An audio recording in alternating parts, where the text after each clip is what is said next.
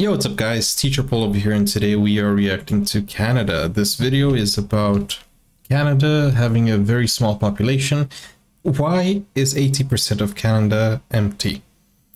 So it's not just the cold. That's what this video is going to talk about. And hey, I'm very curious to understand also why Canada isn't overpopulated like all the other big countries, right? If you're new to the channel, if you're from Canada, let me know in the comments down below. And guys, don't forget to like and subscribe. Okay, this week we're looking at Canada. Maybe next week we'll go to another country. You let me know if you want me to react to more Canadian films, movies, music, culture, history, geography. You know, let me know in the comments. I think I only know Celine Dion and Justin Bieber from Canada. That's all basically. If you guys have other artists, not mainstream, but you know, deep cultured childhood artists that you want me to react to, let me know the names in the comments and I'll check it out. Okay, let's go. This is Canada. It is a huge country, stretching from the Atlantic Ocean to the east, along the Arctic Ocean to the north, and to the Pacific Ocean in the western coast. The country encompasses a colossal 9.9 million kilometers squared, or 3.8 million square miles of land. The total area of the continent of Europe, which is 10.5 million kilometers squared, is only slightly larger than the country of Canada. Bro, Canada is a full continent, although North America is basically, in general, 3 countries, right? Basically, that's what I'm saying. Canada is the second largest country in the world, the number one being Russia. And that's why it's so surprising to see that it only has a population of, is it 20 million? If my memory serves me right. That is a very low population. Okay, let's keep going. By the way, this video is in the description, so if you want to check out the original video without my commentary, then go to the link in the description as always. Yes, it has 19 times the population at over 750 million people, while Canada only has around 38 million. 38 million, okay. Okay, I'm deeply outdated in the Canada population. So let's call it 40 million. Comparison, Java, an island in Indonesia, has over 145 million people in an area less than half the size of Canada's 4 smallest states, Newfoundland and Labrador. Yet this Canadian province only has just over 520,000 people. The country also has a vast maritime terrain, with the world's longest coastline of over 240,000 kilometers or over 150,000 miles. The name Canada was derived from an Iroquoian word, Kanata, meaning settlement. Yes, I watched this in another video about Canadian history. Kanata, Kanata, Canada. It was home to the natives for thousands of years before Europeans arrived. The Vikings were the first Europeans to arrive and make settlement. But the more impactful wave of European settlers came in the 16th century and onwards. In a lot of ways, Canada shares similarities with the United States. But why does it have a way lesser population, and why is it very sparsely populated? Why do most Canadians live south of this line and avoid the rest of the country? So you're telling me that most of the population is south and north is basically unpopulated? Well, if you think of my country, Brazil, when you talk about the northwest, Amazon is a very huge state, and you know that there's the biggest rainforest in the world there, and it's widely underpopulated. But there is a city there, of course, obviously, and it's not all forest, and there is a population there. And we also have our indigenous civilization, is that the word I'm looking for? Colonies still living there. But that's a whole nother story. So, what are the reasons most of Canada is empty? Is it because of the cold? Well, yes, obviously, but that's not the only reason.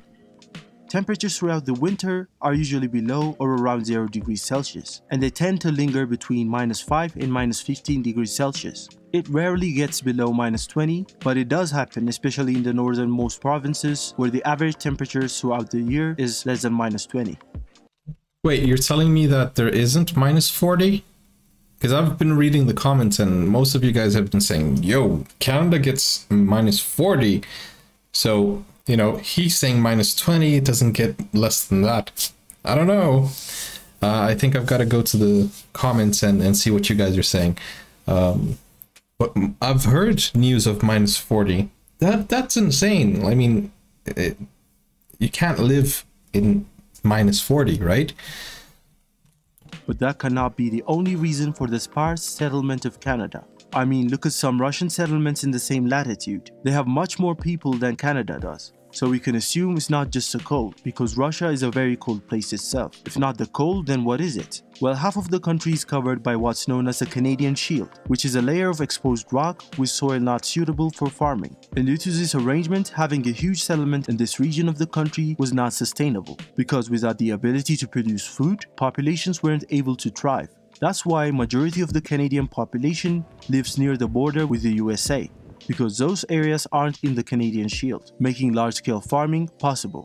The main thing that sealed the fate for this portion of the land being settled compared to other regions of the country is the ease of access for ships via the St. Lawrence River. For centuries, this was the easiest way to sail and explore the American interior.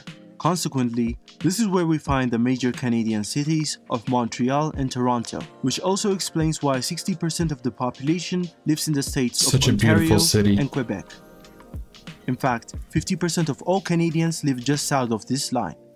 There's also the effect brought by the Great Lakes, Lake Ontario, Lake Erie, Lake Huron, Lake Michigan, and Lake Superior. They are so huge, they act the same way as seas do, by helping in warming the coastline during the cooler months and cooling the air during the increasingly hot summers, making it further more attractive to settlement than, for example, Eureka, which is the northernmost and coldest city of Canada. All these favorable factors in the south explain why the population near the coastline and the southern border exploded in just a century. This shows that the size of a country can be very deceiving and not all land is good land to settle. Yeah. However, we can also agree that Canada has punched way above its population weight, providing very high standard of living for its people and being among the best countries in the world to live in. So population largeness is not necessarily an indicator of success. If you want to know how this animal destroyed North Korea, check out this video. This video is sponsored. Okay, so I think there's another reason. Canada is one of the hardest countries for you to get a visa to, and probably a citizenship too. And I think the lack of immigration, or the not lack, but you know, the limits of immigration also contributes to that. Because I'm sure if there were more immigrants going to Canada, I think the population would double in no time.